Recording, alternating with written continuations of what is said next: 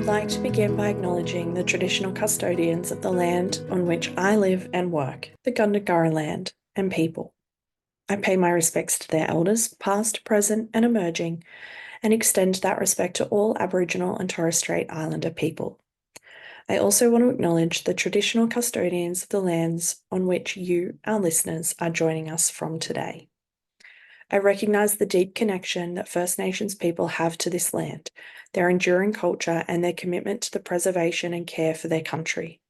This land was never ceded, and it always was and always will be Aboriginal land.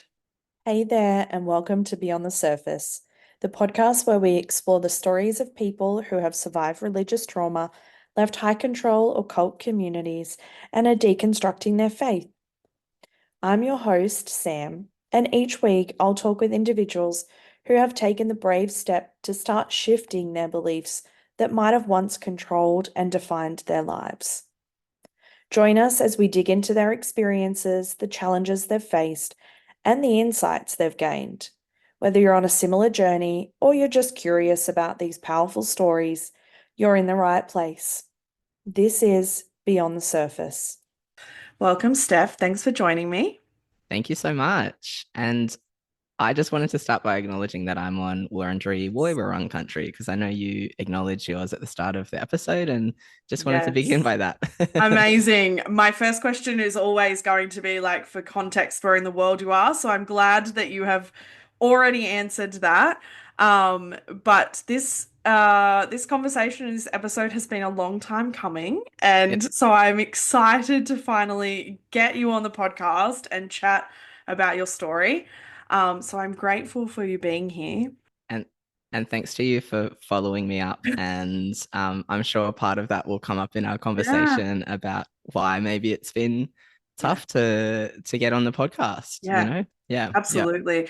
I am always very conscious that people sharing their story on here is an incredible privilege for me to hear, but it also takes an incredible amount of vulnerability and bravery.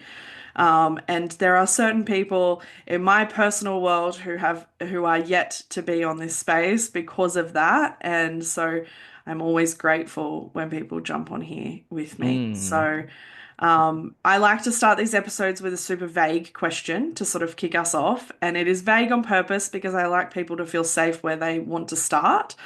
Um, so where does your story start? Thank you. It also feels very pointed as well. It's Yeah. like enough to latch onto and broad enough. Yeah. I My story starts in Tamworth, Oh, on Gamilaroi country, which is okay. a regional town in so-called New South Wales, Mhm. Australia. It's the country music capital Okay.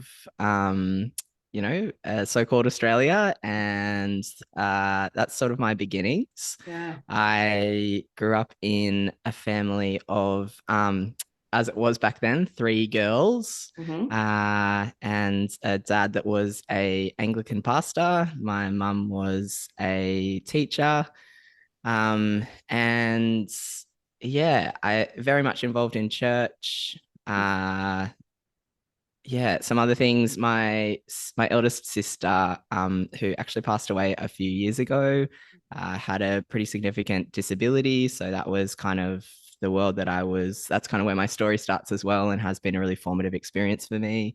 Yeah. Um, yeah, so I guess I started in that space. Church was huge. A faith that was largely evangelical. I think a town that was very white that I discovered when I went to uni. I had some unknown kind of unconscious racism that I had to figure out, and white privilege to reckon with, all of the colonization and patriarchy as well. So I guess like was in a really kind of that family space is really formative for me. I learned a lot of empathy and kindness, and that having a sister who was different to a lot of people, that there's gray, Mm. and that there's people who aren't quote unquote normal, and that, everyone might live different kinds of lives. So there was that, as well as, I guess, like sort of big Mm, norms and narratives around yeah, kind of patriarchy and colonization, which were kind of all in the faith mix as well. And I think have kind of unfolded on my way to kind of critique some of that and hold on to some of that. I think some of that has sort of kind of quote unquote saved me mm, from some of the harsher things that were there. Yeah, but also just kind of playing on the street. mm. When I was 11, I got gifted from my nan a razor scooter. I was one of the first kids in my street to have a scooter. That is a blast Uh, from the past. I know. I remember like a very maybe a peak childhood moment was jumping 8 pizza boxes. So Wow. yeah, I'm yeah, it was a time. That's impressive, Yeah. actually. I remember trying to go on my friend's Razor scooter, and I just do not have any semblance of like balance and coordination. It was a hot mess, that's for sure. Yeah. I grew up in Lithgow, which is not too far from Tamworth. It's, a few hours, Yeah. obviously, but it's Yep. similar, very regional, cis, het, white, conservative country town. And Mm-hmm. um, it has its pros and cons, that's for Yeah. sure. There is a Yes, lot for of sure. beauty growing up in a small town and a lot of rigidity that can come from growing up in that small town as well. That's a beautiful way to summarize it. And I think I'm really kind of proud and love the part of Mm. me that grew up in the country. I think Yeah, that kind of grounded, slow formation that you can have, and also, the fact that you can just talk to anyone. I think yeah. moving to Sydney, it's a very different vibe, which is what I did kind of later in life. Yeah, but I love those parts, and that, the neighborhood, Mm. and you know your neighbors. And I think Yeah. there are systemic things which stop people from being able to access being part of a neighborhood long term, Hmm. including housing inequality. Yes. But yeah, those things I really loved about growing up in the country. Mm. Yeah.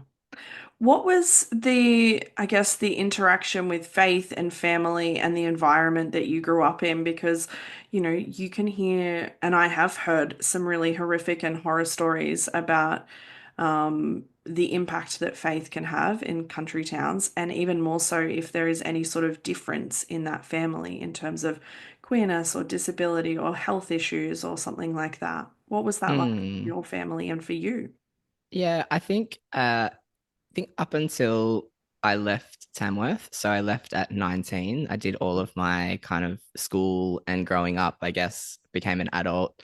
Mm, Um, in Tamworth and then moved to Sydney. And I think my work began when I moved to Sydney. That's when things really hit me that I had to figure slight some difference things in out. the demographic. Yes, yeah, yeah. And also that's when I first discovered I was queer as well. Yeah. So I think largely growing up, and because I was an extrovert. Mm, I was sporty. I was a tomboy. I played guitar. I was musical. My mm, dad was the minister.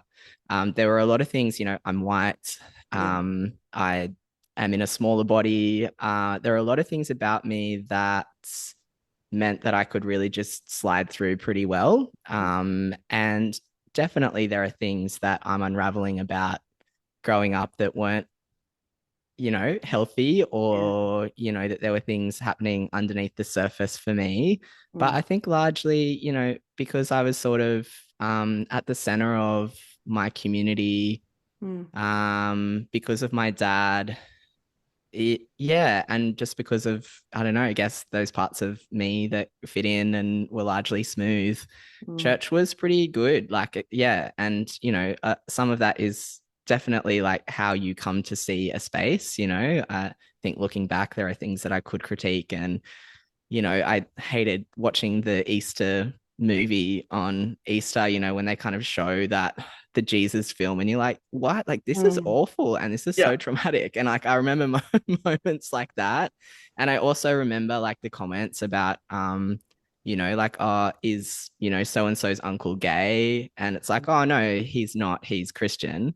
Yeah. And I remember comments about, we never had a woman who could be a bishop.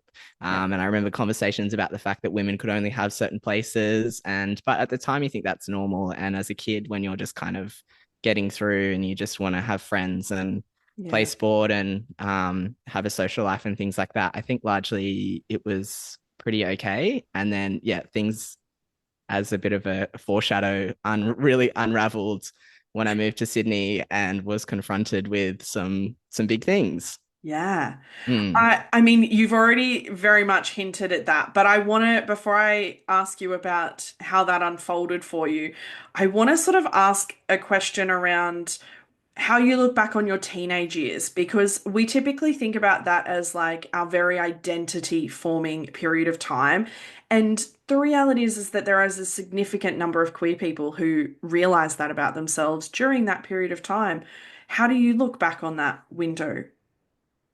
Yeah, for me, I mean, I went to a public school in Tamworth. I didn't have any kind of religious Yeah. influence in my schooling, which probably is a piece that definitely shaped that space for me. Yeah. I had a couple of really good friends. I had a great kind of cohort of students. Like I remember the teachers talking about how it would be every second year was a real bad one. Like Oh, so there was a lot of drama in the year above us and the year below us, but you for were the whatever safe year. reason, we had some good some good eggs in our year, and Uh, apparently we were a bit of a breeze. So like a lot of that, I look back with a lot of fondness and gratitude, mm, and I mean I do remember like a very visibly gay guy in our school getting utterly bullied. oh, I remember that. But of course, I didn't really connect with it in an emotional way because I didn't realize that about myself at the time. I was yeah, largely unconscious to that. Although, yeah, looking back, I can see the ways that I formed friendships and the closeness and intimacy that I held with some of my female friends, and when they would partner with other people or kind of connect with others, I remember having like really strong feelings of jealousy and like loss that I was not able to make sense of. And now I look back and I'm like, oh gosh, like of course, and like I think yeah. that's like a very queer experience to be like, oh yeah, that like best friend that we were in love That's what with that that is. yeah, that we Yeah. just really cared for as a Mm. friend. Yeah, Yes, we're just yeah. very intense or just intense in relationships and friendship and passion. Yep. Yeah. Yeah, which then became narratives in the church, right? Of Mm, like, that's a really good thing to mm, have such a close connection with someone of the same gender, and what a gift. It's just yeah. that then it gets twisted a little bit when that then turns to romantic or sexual. Yeah. So yeah, but and I also think uh, part of that kind of high schooling is also that there was space for questions in my family. But I think like because my eldest sister could never verbalize the same like saving prayer that it was expected of everyone else. It's like you accept Jesus into your heart as Lord, Mm, you confess that Christ is King, I don't know, whatever, and then like yeah. that's when you're saved. Like my sister could never verbalize that kind of thing because of her disability, and Yeah. so there was always space for, well, there must be space for other people to kind of or like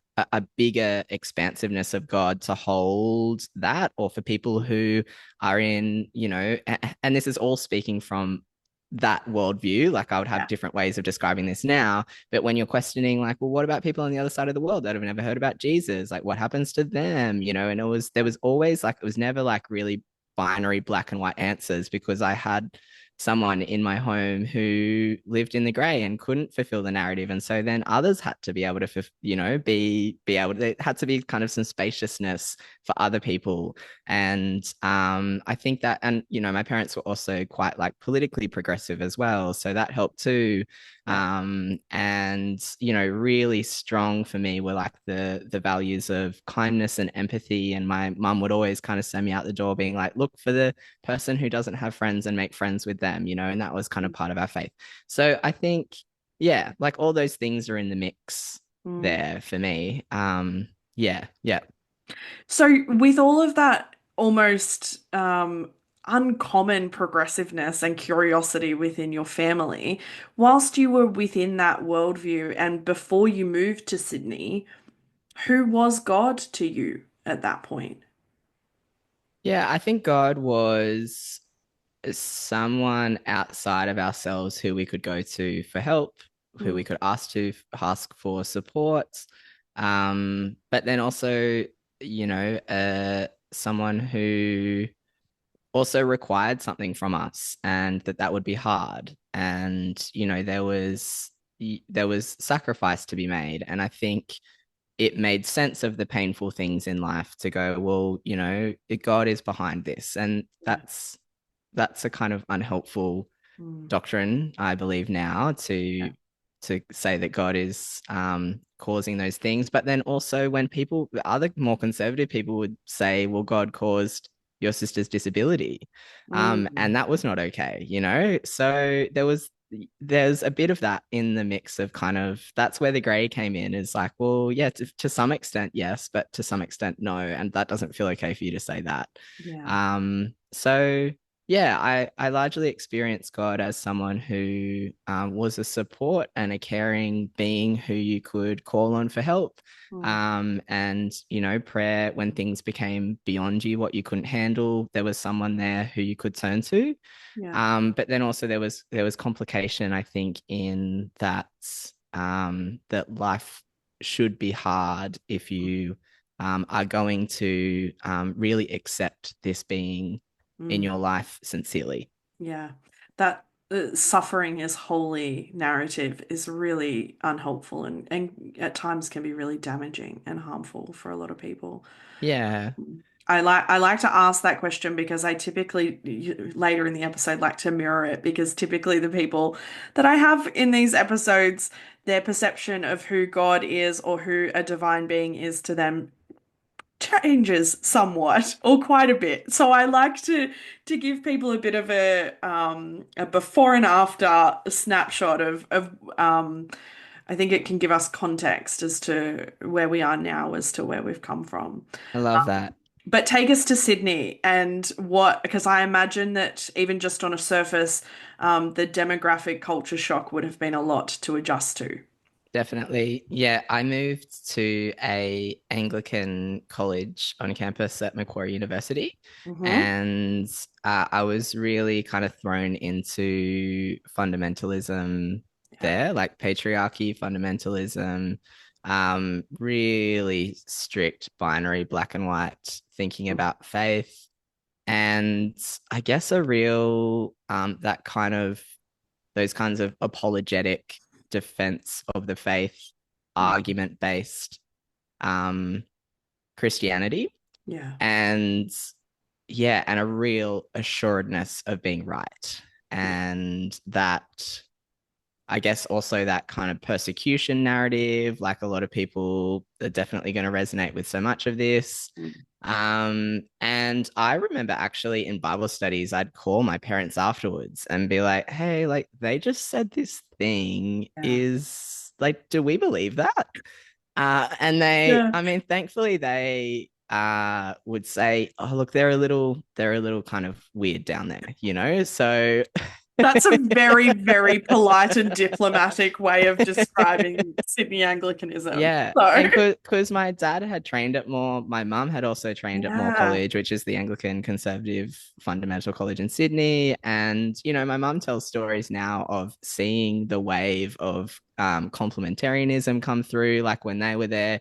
There were all kinds of different beliefs about women in leadership and women being ordained, and there was a lot of that movement coming through. And my mum can remember and like names people being like, yeah, I remember him and he gave me the ick, like I just remember him and his boys' clubs Mm. coming through. So like it's an interesting experience that I think I've had in terms of that like, but also that my parents also kind of participated in that as well and kind of confirmed some of those beliefs but challenged some of them. And so there's a bit of a mix in there. So yeah, I think I remember it was a bit of a culture shock. Mm, But then also a lot of it still aligned.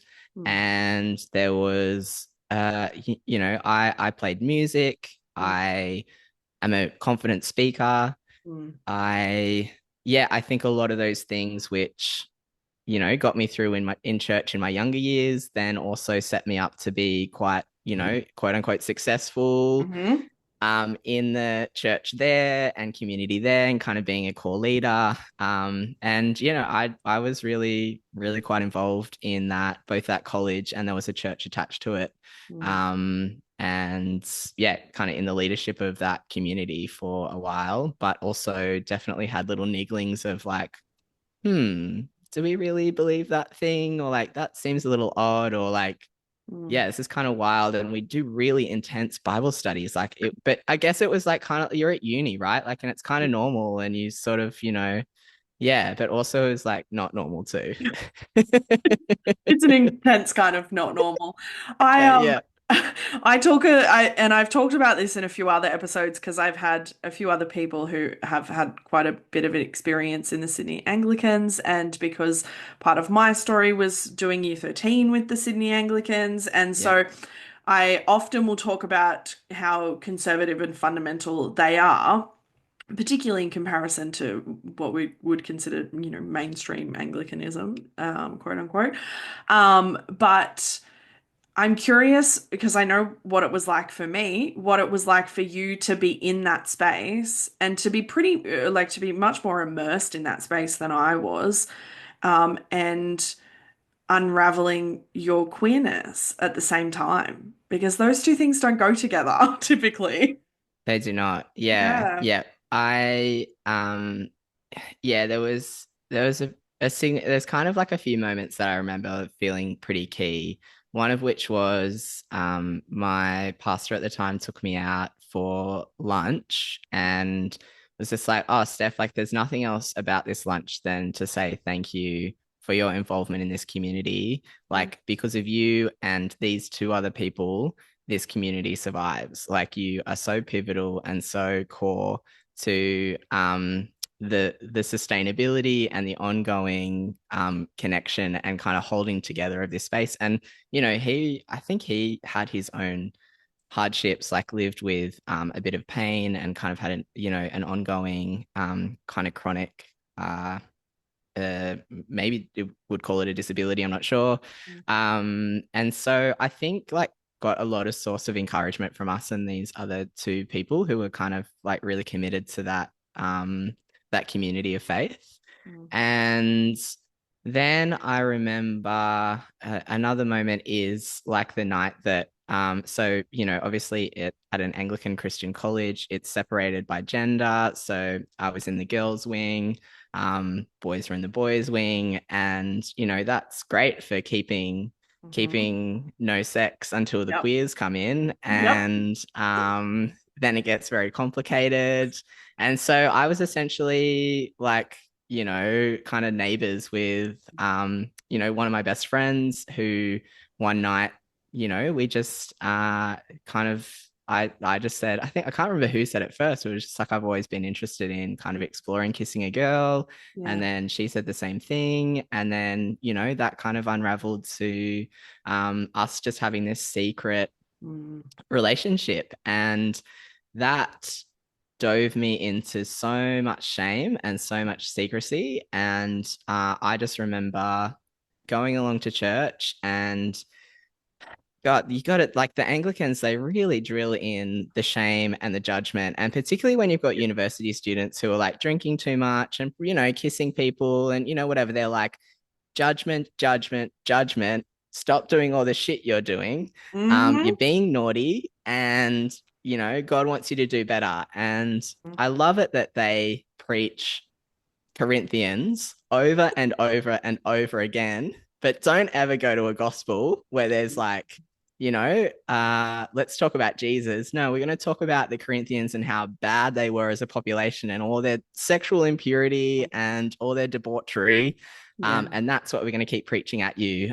So I just remember that, like, that unraveled me so much. Like, I yeah, I felt so bad about myself, and was just, in that kind of cycle that I think a lot of us know of, yeah, kind of really being pulled, like your body is pulling you in one direction and being like, this feels so lovely and great and connecting. And then, like, just immediately, then afterwards, you're like, I feel like the worst person in the world. Mm. Like, I'm so scared about what this means for my future and my eternity and my relationship. And like, that cycle was just there for the next, months, I guess, until I kind of had the guts to go, I don't think I can do this turmoil anymore and feel pulled in two directions. And this part of me is continuing, and I don't know what else to do about it than to just say it exists and that I have to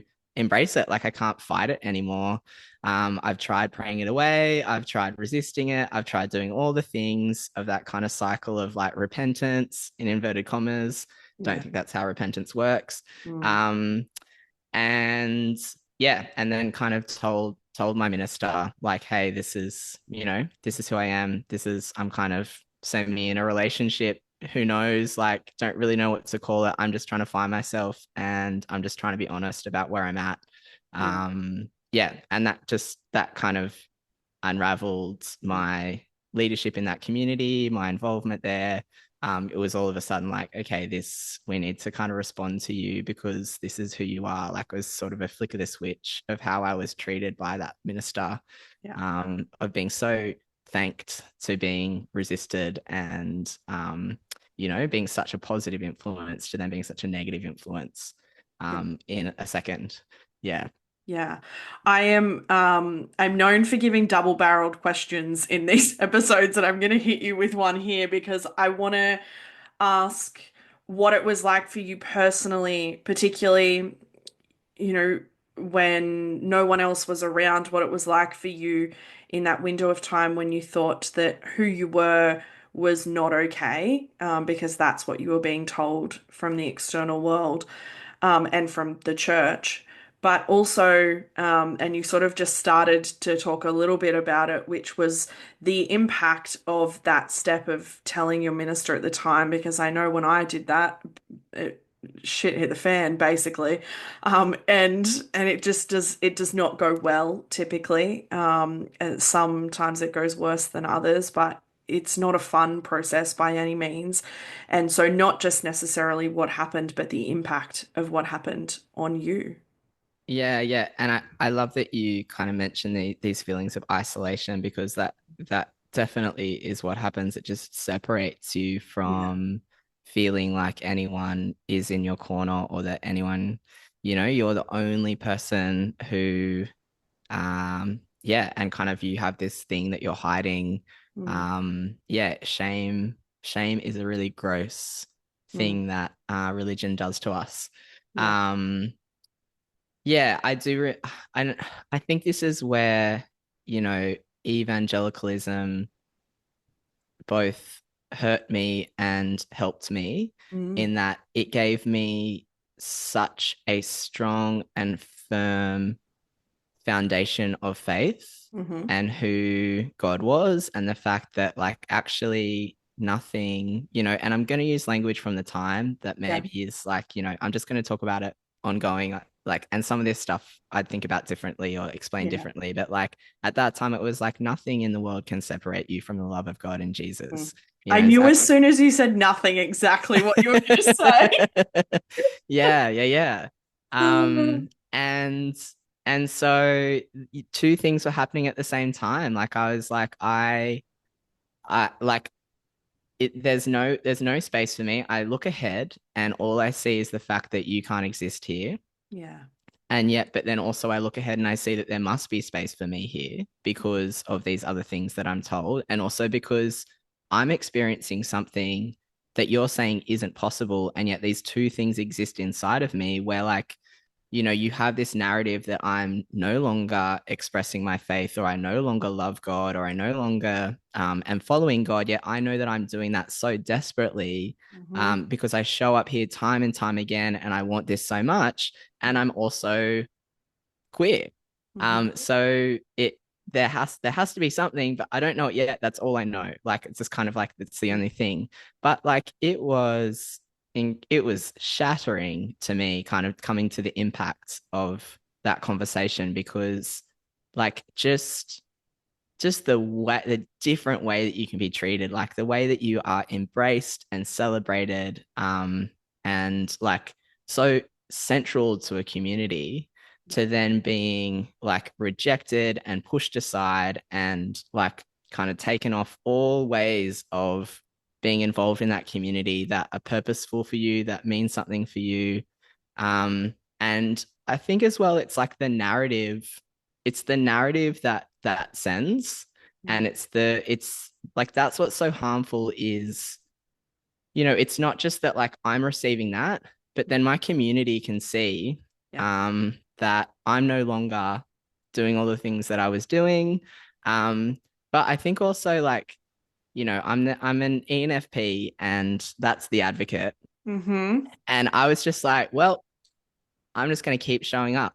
I'm Yeah. going to keep coming to church. I'm going to sit in the pews and you can say what you're going to say, but I know that I belong here, and I Mm, know that like God has space for me here, and I know some little niggling inside of me says that what's happening to me is wrong, mm, and you can say whatever you want about me, but I'm just going to keep doing the thing that I know.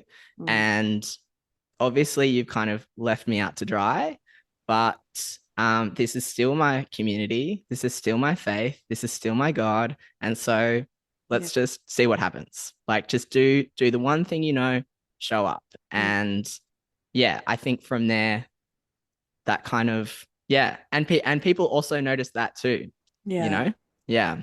I mean, I've got to ask because I think after everything happened in my story, I think I only went back into my former church maybe twice after that experience. And so I've got to ask where on earth that courage and bravery and resilience came from to keep walking back into that space where you are surrounded by people and yet completely alone. Yeah, and that's the unexplainable mystery, right? And Yeah. I think that's like where I don't know why for some people it's see you later, I can't do this. And for me it was like, you know what? Actually, you don't get to say that about me. Yeah. Like Yeah. I for whatever reason, and I've thought about this. I think like, I generally have had pretty good mental health. Mm, I also would attribute a lot to my parents, yeah. and that like they were definitely had the same beliefs Mm, about me. Like they were kind of in the same doctrinal belief thing that being gay was not okay. mm, Um, but I would be like, after conversations with people like who would just kind of feel, feel like they can say all these things about me, mm, that what you're doing is wrong. Anyways, we don't have to kind of go through that. People know that.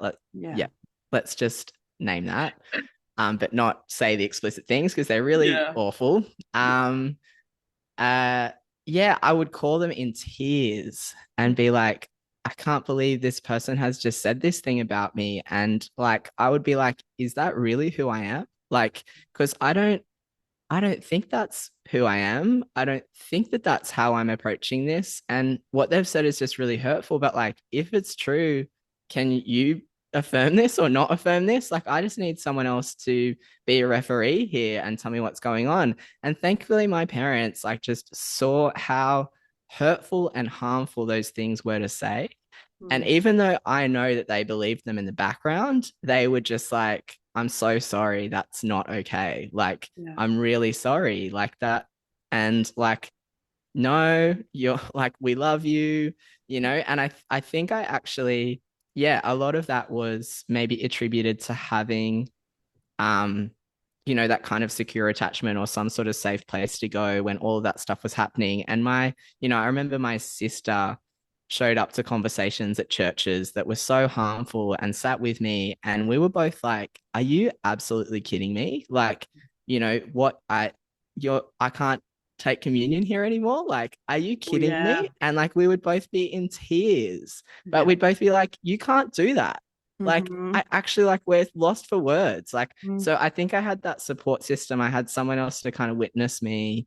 I also had solidarity in some sense. And I also just had this fierce, like, I think when you grow up with a sibling with a disability, you see that like the world is unjust Yeah. and that like the way people treat some people is not okay. And so you're like ready for a fight. Like, and so like, and I would describe that. Like if anyone ever said anything like, you know, said some sort of derogatory comment about people with disabilities, be like, let's go. Like, Mm. I think there's a fierceness there of kind of advocacy that was sort of there, that mix of things, as well as being pretty firm in my faith and growing up with like strong values. I was like, this is not it.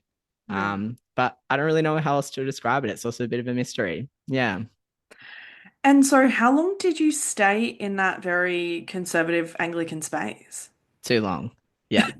Um, I'm not recommending it. My Mm. advice has since changed. Get out. Yeah. As soon as humanly possible. Mm. I stuck around not just in that church. I kind of went through a few churches because I moved. But I reckon it was maybe about 6 years longer. I was in Anglican churches, maybe even 8 years. Oh, And I my know, heart breaks for you that you were in that space for so I long. know. Yeah. Oh my goodness. Yeah, and because you get told the narrative, like if you go anywhere else, like nowhere else, no, none of the other Christians are Christians. Yeah. So you're like, well, guess this is where I got to stay. Yeah, Oh my goodness. Okay, so over that like 6 to 8 years, what was it like for you to affirm and eventually embrace your queerness in a space that didn't? yeah, yeah. I mean, let's just start with pretty tough, Yeah. Because pretty I mean that's awful. tough on its own, even if you remove yourself from the environment Yep. and you were still raised with that type of doctrine. That's hard enough to separate, but it's even harder if you are still in that environment, still having that sort of like fed to you on a week to week basis. Yeah, yeah.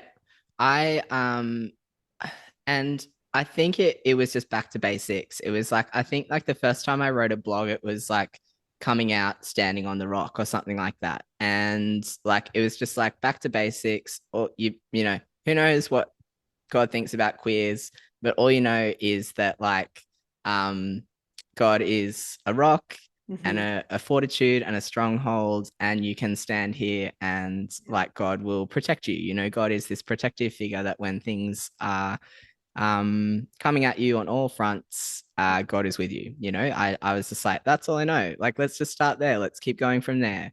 And I think then from that place, I started to just explore my queerness really. And I remember this funny like pastoral advice that someone gave me, which a minister gave me, which was just like, I think you'll be okay as long as you don't move to Newtown, which for anyone who doesn't know, Sydney is like the kind of queer center Yeah. of Sydney.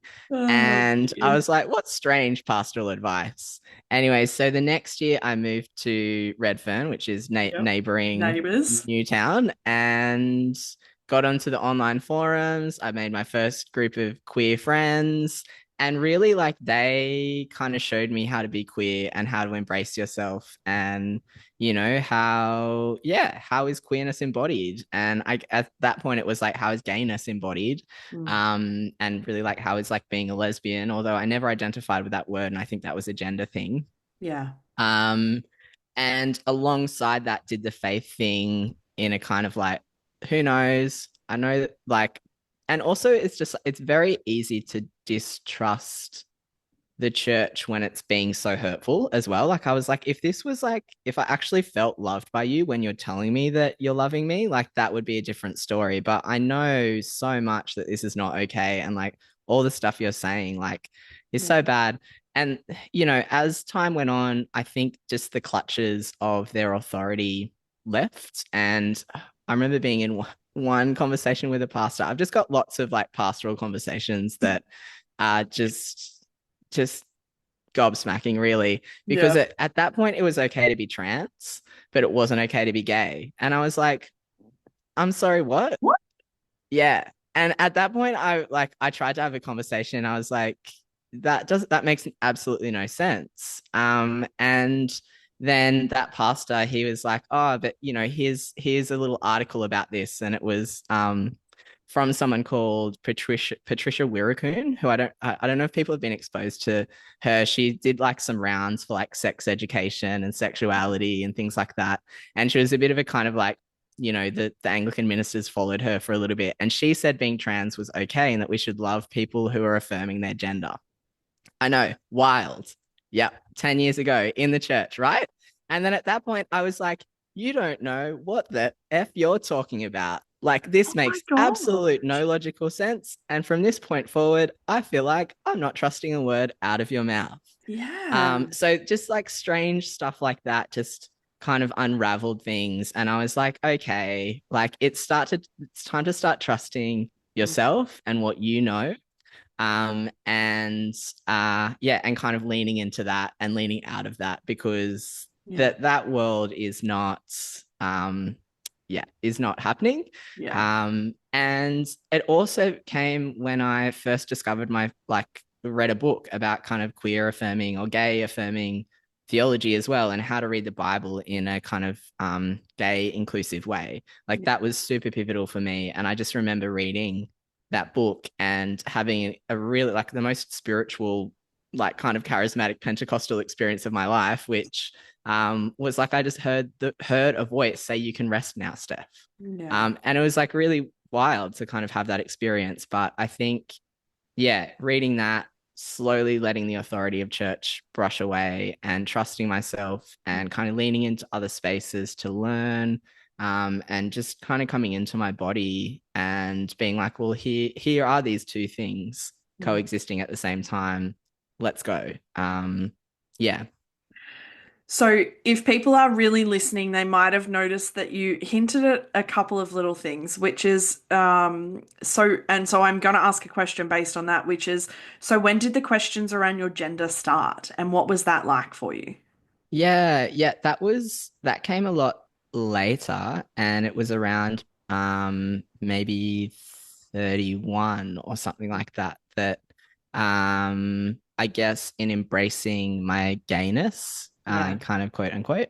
Um I'm saying a lot of quote unquote. Oh, I that's all don't know. It right. just seems to be my thing right now, Yeah. like thanks everyone, the quote unquote interviewee, Steff Fenton. Great.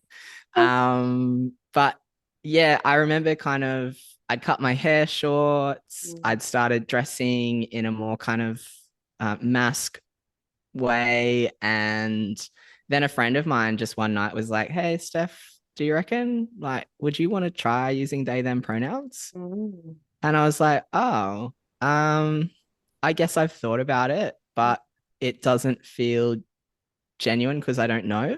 And I Mm. don't want to kind of take up space where maybe it's not my space to be. Yeah. And he really beautifully said, well, I'm just going to start using them and let me know if it doesn't seem right and just let me know if it doesn't fit. Yeah. And and it didn't. Like it felt great. And when he used it and other people were around, other people would be like, oh, like, have you updated your pronouns? Like, are you using they, Yeah. them pronouns? And I was like, maybe I am. What a Um, beautiful organic transition, though. I know, so beautiful. Yeah, Oh. yeah. And by that time, I'd kind of gone way over the hill of the kind of evangelical faith, like kind Mm. of don't know if I can be gay, queer, whatever realm. And I was like, we'd been part of starting a queer affirming church at that point. And so exploring my gender identity was just so natural Yeah. and kind of came alongside my like faith as well. And there was just space there to do that. And actually that church community was the first community to kind of kind of update Mm. start using they them pronouns for me and really help me kind of open up being non-binary. And yeah, and I think there was another moment when I was in the car with two of my lesbian friends, and Mm. we're listening to someone describe their experience of gender being non-binary. And I was just like, it was so much. I was just taking this in and resonating and connecting. And I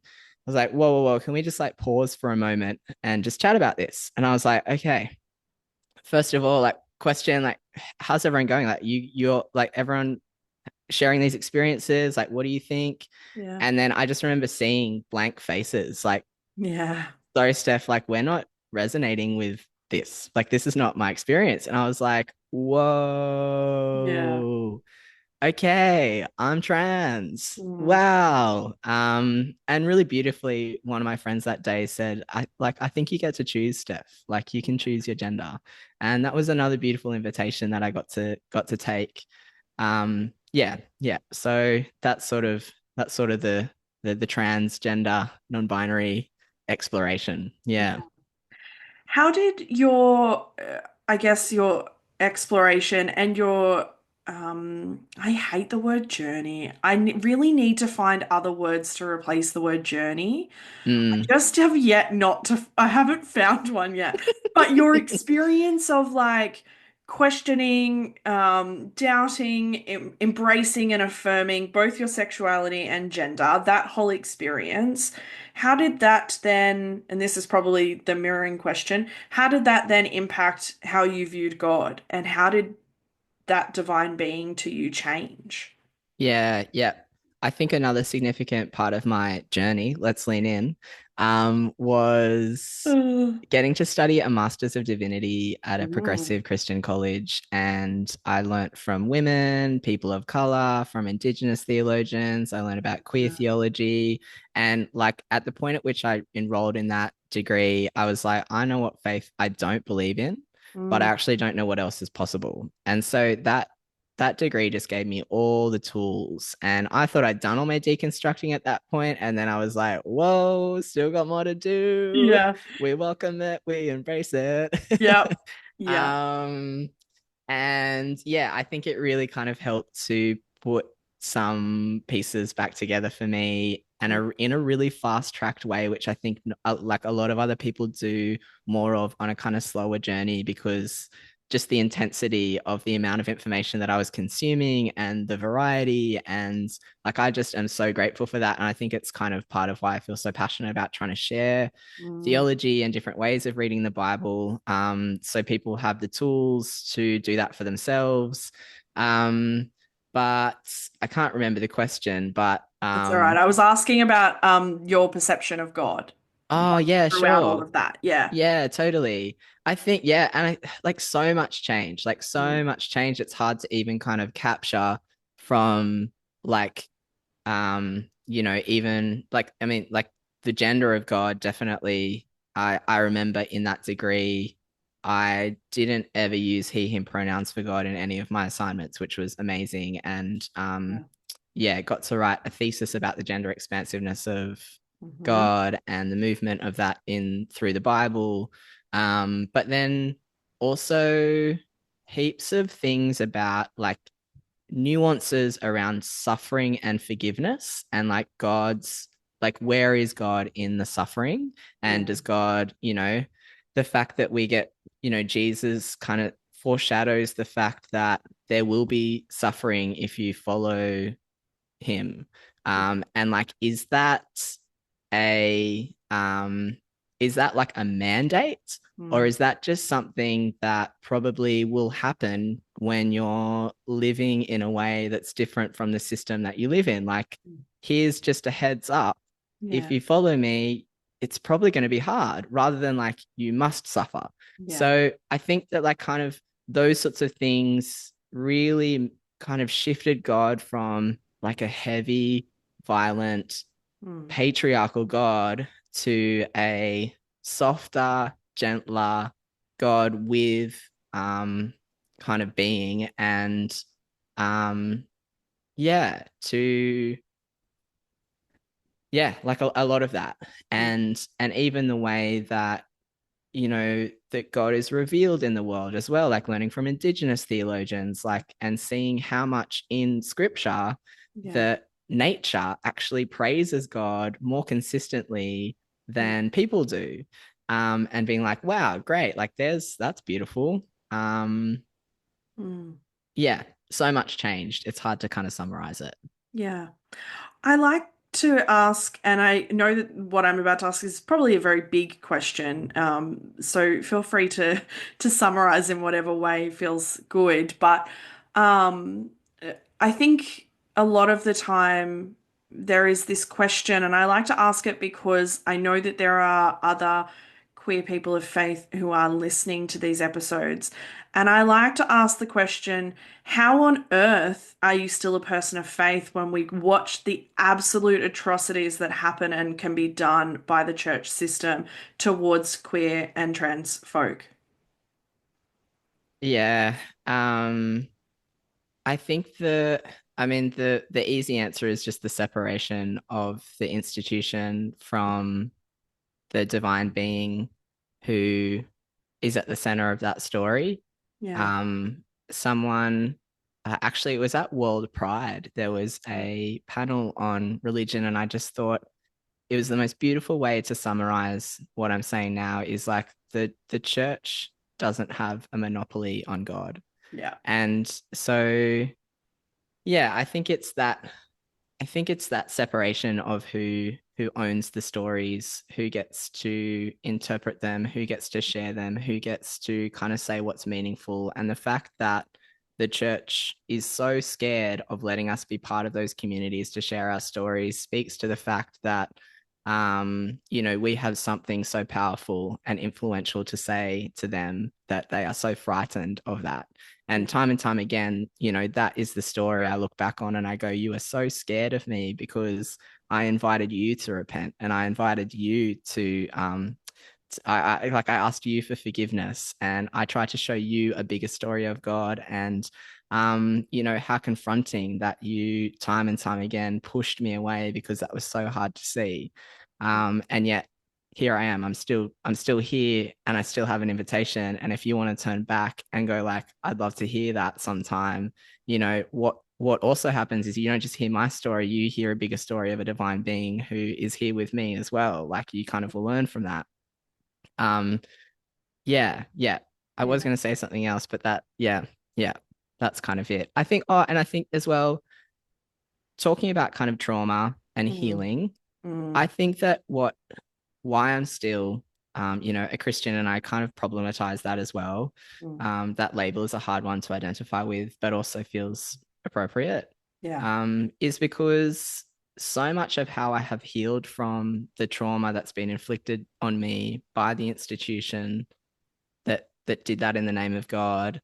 So much of what I find in the Christian faith and in the faith of Jesus and this divine being is that you at any point get to come back and start again and start afresh. And Mm. that at the center of that, there is compassion and grace and kindness. And you can have as much of that as you need. And that is open for you. And that someone will securely be there for you and be a place of safety for you. So much of that is around what we know heals people about having secure attachment, about having self compassion, about getting rid of shame and judgment. Um, and, uh, what I think heals trauma in the world and heals the hard things of the world are these soft things that I find in this faith. Yeah. And that if I can find that not just for myself, but I can find that in a spacious enough way so that others might also Mm. be able to bring their hard things to me, Yeah. and that I could have enough generosity and kind of looking towards them and empathy for them to understand maybe their experience that maybe they could heal too. Yeah. Like so much of that is what I know heals cycles of trauma and heals hurt and harm in our worlds that I just find them so centrally in the story of God that I'm like, these are really beautiful things that I don't ever want to let go of because they've transformed my life. I think that they transform other people's lives. And I think that they genuinely will transform and heal our worlds. Yeah. And so, yeah, that's also why I stick around Mm. and yeah, and why, I'm not pushing that on anyone else, but if Yeah. anyone wants to find that, I'd love them to find that faith if they still want to. Yeah. And I think that's part of the reason why, when I first started this podcast, that I wanted it to hold nuance for a spectrum. I have people who still identify as Christians on this show, like yourself. I have people who sit in the space of wanting to burn it all down and never want to, use a religious jargon language ever again. And that's also okay. And I think it's just allowing space for people to have the autonomy and the agency and the choice to sit wherever they would like to sit, and to feel like they have a place at that table, so to speak. Um, what is it like for you now to tell your story? Because we did allude at the beginning of the episode that this has been a very long time coming, this conversation. And so what is it like for you to share your story? Yeah, I mean, it's a beautiful thing to share with others. And I know like it's us two here in this room, but there are also so many people who are connected to these Mm, stories and who have been kind of had these conversations with you and who listen in and tune in. And it's lovely to connect in with a community of healers and people who understand and know and kind of you've nodded along at times when I've said things. Like we all kind of nod along. Like I was with my friends last night and I was talking about coming on this podcast today, and someone who hasn't had a church background was like, "Oh, like are there lots of podcasts about religious trauma?" And we all were like, "Mm-hmm, yep." yeah. Yeah, Yeah. it's a pretty big club out here. Yeah. Yeah, but I think yeah, I had alluded to the fact that yeah, it took a while to come on here because Mm, advocacy and kind of probably sticking around for too long in that space has done a number on my nervous system. yeah. And yeah, I just needed to take some downtime to heal and to really kind of recognize that life had to be small for a little bit. Mm. And but then I do have a fire in me. I'm a Sagittarius, I'm a fire sign. Mm. Yeah, I'm kind of really want to get take on the institution as well and be like, this is not your story. Like, this is not your narrative. This is not your divine being. This is not your kind of whatever. You don't get to own that. We all, like, you don't have a monopoly on this Yeah. story. Yeah. So it's nice to be back and kind of be, sort of coming back out of that shell of protectiveness and kind of being small. Yeah, and I've kind of alluded to the fact that a lot of that has been writing a book as well, Mm-hmm. which I'm Yep. really excited about. And I'm excited to kind of, in terms of the narratives that we hear about ourselves and the narratives that we heal from and kind of find different stories. I think that's so big Yeah. in trauma healing as well, as like finding a story for what happened, but then what's the story that you want to make of that that's strength based. Yeah. A lot of my book is about like kind of all these anti-queer, anti-trans narratives that are out at the moment that actually know trans people are illuminating the divine and showing that to the world, and they're deconstructing harmful gender norms, and Yeah. that is a gift, and that's a divine gift, and it's a story that it's a story of God in the world to kind of break down boxes and break down categories, and so yeah. I don't know. That's a mix of what it's like to be here today. Yeah. Yeah. And I was like, this is a very nice transition and segue into your book. Although I feel like throughout the episode we might have another book that we could title like Things Pastors Shouldn't Say. That would make for a Yes. really good book. Yes. Yeah. Yeah. But give us a bit of a picture of what your book is, when we should expect it, when we can hit pre-order, all of those things. Yeah, thank you. Thanks, Sam. It's so the title is Gender Expansive Faith: Mm. How Trans Lives Are Illuminating the Divine, Transforming Feminism, and Ending Christian Patriarchy.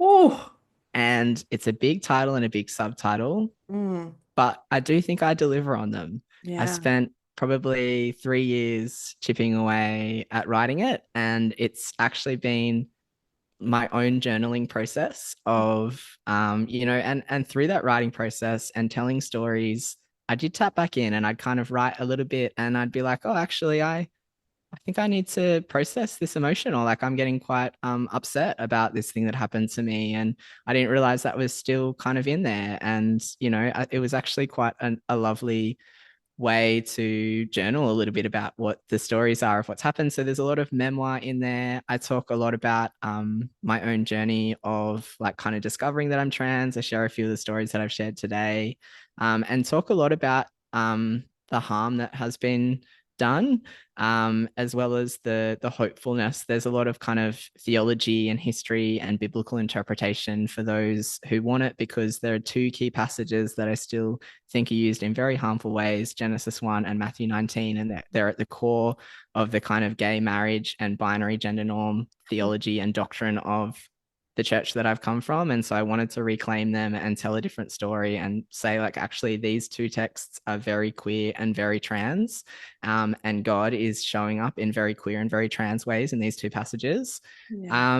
And then I've also talked about things that like, women's only spaces, and how do we think about those in a way that kind of honor the feminist tradition and the space that women need away from men, and kind of honor the harm of the gender binary while also being inclusive of trans and non-binary people, sport. I kind of talk to men and how I think like men are really struggling in this conversation.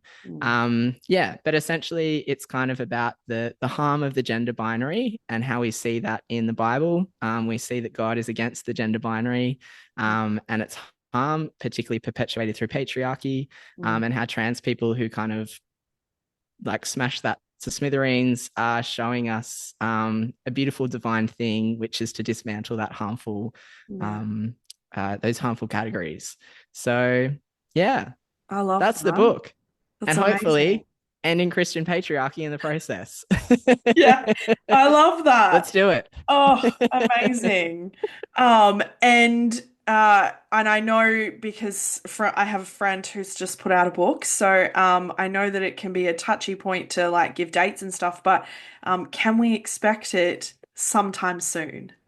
Yeah, I'm launching in July. TBC Okay. on the date, but Fingers crossed. if you find me on Instagram, Steff_Fenton, I believe. Yeah. Or I also have a website, stefffenton.co. But if you just look up my name, you can kind of find me. I'm the Mhm. only Steff Fenton that spells my name Steff. Yeah. So yeah, if you find those, you'll probably see me Yeah. spruiking it, and there'll be links and things like that. So yeah, Amazing. yeah. Yeah. And all of your links will be in the show notes anyway. And also I'll be spruiking it. So you'll also find it on my page. But I before I get to what I finish these episodes with, I want to ask because like I mentioned before we hit record, your episode is going to come out during Pride Month. And one of the things that I wanted to ask people who were going to be released in this month was present day, what does queer joy look like for you? Yeah, I think there is, I mean, just there is so much anti-trans. Mm, Um, there's like a wave of anti-transness happening at the moment, and like complete misunderstanding. And again, the same kind of um, invisibilizing and under platforming of our voices that I've experienced in church spaces that is just kind of being perpetuated. And it's really hard to see it being perpetuated by the feminist movement, and by people who have that.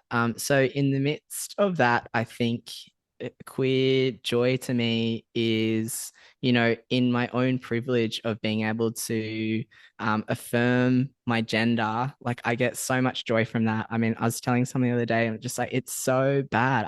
I'm at the gym and I'm looking in the mirror and mm, I'm just so obsessed with myself. Like, I I am love so that. joyful, or like kind of just like being at the op shop and finding some sort of clothing that just is just great. And like, I don't know, like I'm growing a mullet at the moment, and it's just about the freedom to be me Mm, is bringing so much queer joy and so much trans joy specifically. mm, Um, it's really lovely. I've just moved cities from Sydney to Melbourne to Naarm, mm, and meeting people at a point where they haven't kind of met me before and they've only kind of met me as I am now is also a really beautiful thing that's bringing me a lot of joy. mm. And being able to have so many trans friends and people who, yeah, kind of just you speak the same language, or, so that's bringing me a lot of joy. I think is just spaces to exist as myself. I realize and recognize that's such a privilege because a lot of people, don't have the freedom that I do, and I don't take it for granted. But it really should be a baseline at the same time. Like I also don't want to be like, oh, I don't really deserve this. I do. Everyone deserves Yeah, this. But yeah, just those are the things. Those are the things that are queer joy for me. yeah, Yeah, just feeling good in my body. yeah. Yeah, feeling like me, feeling like Steff. It's Mm. pretty cool. I love that. I'm going to, when I time comes to schedule this, I'm going to have to resist the urge to title this episode "The One Who Is Obsessed with Themselves." So I'm gonna have to resist the urge to title it that now, but Yeah. every part of me wants to. I like to finish these episodes with some encouragement for people, and Mm. but I'm going to um put a bit of a twist on it for you in terms of I'm wondering whether you can offer some encouragement for the people who might be deconstructing and questioning the triple whammy in terms of faith, sexuality, and gender. What would you say to those people? Yeah, I'd say that if Steff today met Steff 15 years ago, Mm, they would be like, how in the heck? And you scare me so much, mm, and that can't possibly be my future.